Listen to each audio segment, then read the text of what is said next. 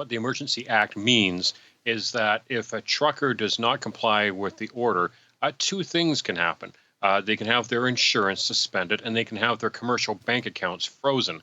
What that means is they won't be able to legally operate, nor will they be able to pay for their vehicle or get paid for the use of their vehicle. Most of them are self-employed, which means effectively they're out of business. And if you can't pay for your vehicle and you can't use it, it probably means the bank is going to seize it if you owe money on it.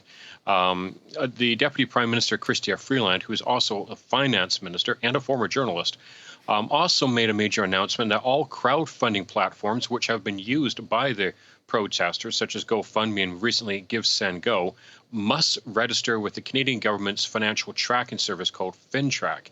And this includes all forms of digital assets, including cryptocurrencies like Bitcoin. And all banks can now suspend any accounts they think might be used for this convoy, for these illegal protests, and also for any acts of terrorism, without seeking a court order, which is something that's brand new. Trudeau did say this is time sensitive and geographical. It will not be implemented for the entire country. It will last for 7 days, and then the Parliament has to renew it for the remainder of the first 30 days.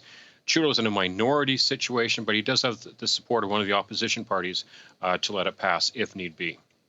Craig, give us an update on the ground as well. Are the protesters still standing strong?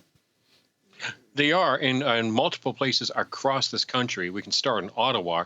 The truckers, at the invitation of the mayor of Ottawa, have actually moved their big rigs, their big vehicles from residential areas of Ottawa to in front of the Parliament and also all the government buildings in the surrounding area.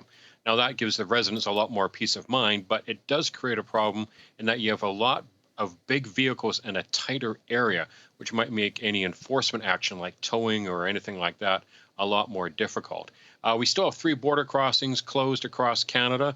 That's the one in Emerson, Manitoba. The one in Coutts, Alberta, was really interesting on Monday.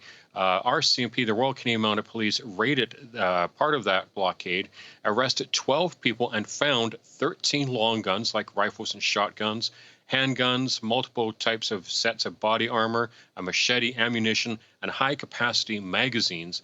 And then now there's an investigation into conspiracy to commit murder. Right near me here in Vancouver, the second busiest border crossing at this hour is still blocked.